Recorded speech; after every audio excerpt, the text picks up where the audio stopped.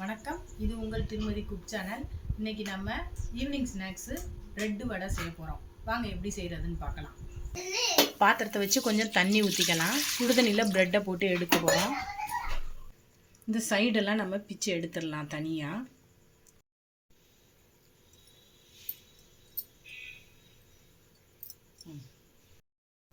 இது வந்து சுடுதண்ணியில் நம்ம போட்டு அதை தனியாக எடுத்து புழிஞ்சு உதிரி உதிரியாக வச்சுக்கணும்.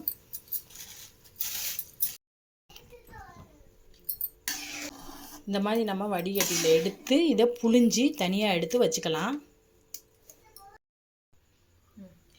சுடுதண்ணியில் போட்டு ப்ரெட்டை தண்ணியெல்லாம் வடிகட்டி இப்படி எடுத்து வச்சுக்கிட்டேன். இப்போ இதில் வந்து ஒரு கப்பு கடல மாவு சேர்த்துக்கிறேன். நறுக்கி வச்சுருக்க சின்ன வெங்காயம் சேர்த்துக்கலாம். ஒரு பச்சை மிளகாய் நறுக்கி வச்சுருக்கேன். கருவேப்பிலை கொத்தமல்லி நறுக்கி வச்சுருக்கேன். இதெல்லாம் இதோட சேர்த்துக்கலாம்.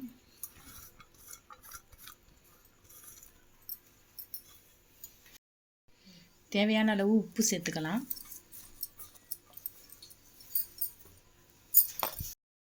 சமையல் சோடா கொஞ்சம் சேர்த்துக்கலாம். தண்ணி சேர்க்க தேவையில்லை, ஏன்னா இந்த ப்ரெட்டில் இருக்கிற அந்த ஈரப்பதமே போதுமானது. பாருங்கள், இப்போ இப்படி நம்ம எடுத்து எண்ணெயை காய வச்சு சின்ன சின்ன உருண்டையாக உருட்டி போட்டால் ப்ரெட்டு வடை. சீரகப்பொடி கொஞ்சம் சேர்த்துக்கலாம். கறி மசாலா தூள் ஒரு ஸ்பூன் சேர்த்துக்கலாம்.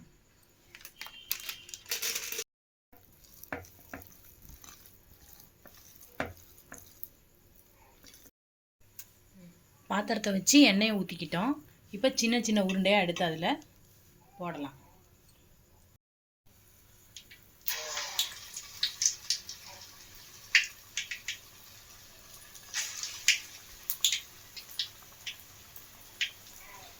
சின்ன சின்ன உருண்டையாக அப்படி போட்டுருங்க.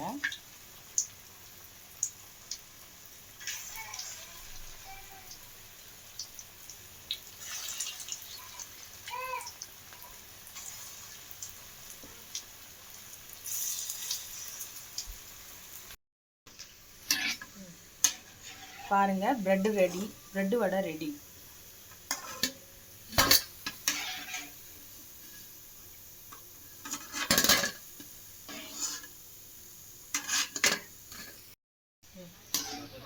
ப்ரெட்டு வடை ரெடி ஆயிடுச்சு. இப்போ நம்ம இதை எடுத்துடலாம்.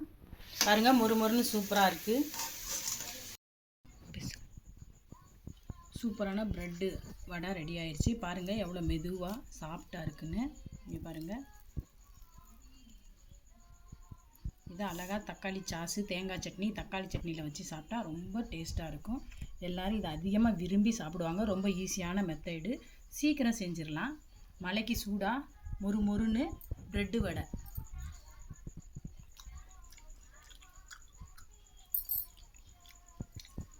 சூப்பராக இருக்குது.